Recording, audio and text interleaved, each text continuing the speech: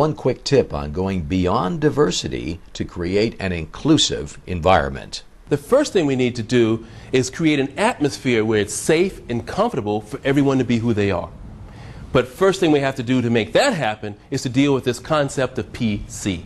And what does PC mean in a non-computer sense? Political correctness. I want to go on record as saying political correctness is absolutely absurd.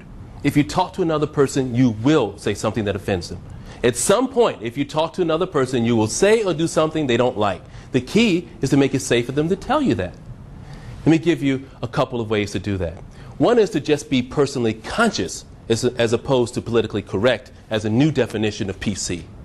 The other thing is to practice a couple of tools so that you don't have to walk on eggshells when you deal with people, because sometimes your intent could be very different than your impact.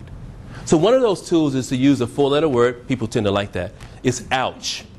O-U-C-H. When someone does or says something that doesn't sit right with you in your totally subjective opinion, just say ouch. We'd hope that soon after they'd pause and say, why did you say ouch? You can explain a little or a lot and then move on. Let me give you an example. Someone's talking about people with disabilities. They use the word handicap. The other person says ouch. You say, why did you ouch me? I didn't say cripple. Get off my back. I'm being CC here. Let me tell you why that's an ouch for me. My understanding of the history of the word handicap comes from a time when people with a disability could only earn a living by taking their cap in hand and begging. So it has some baggage for me. I go, wow, I didn't know that. Thanks for sharing. So what do? Take that word out of your vocabulary and never say it again? No. The people who are disabled call themselves handicapped. You base it on the individual. So if you do that, that can make it more easy for you to communicate with people. I shared that story one time and somebody sent me an email. They said, hey, I looked that up. It's not true. I know that. It's an urban legend. But it makes the point. You don't have to prove your ouch to anyone.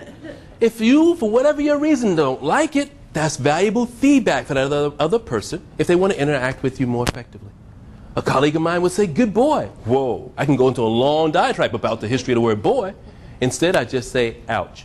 She knows, didn't work for me. I know she didn't mean it. We can be productive. I don't have to suck it up and deal with it and then explode one day. Practice with these tools.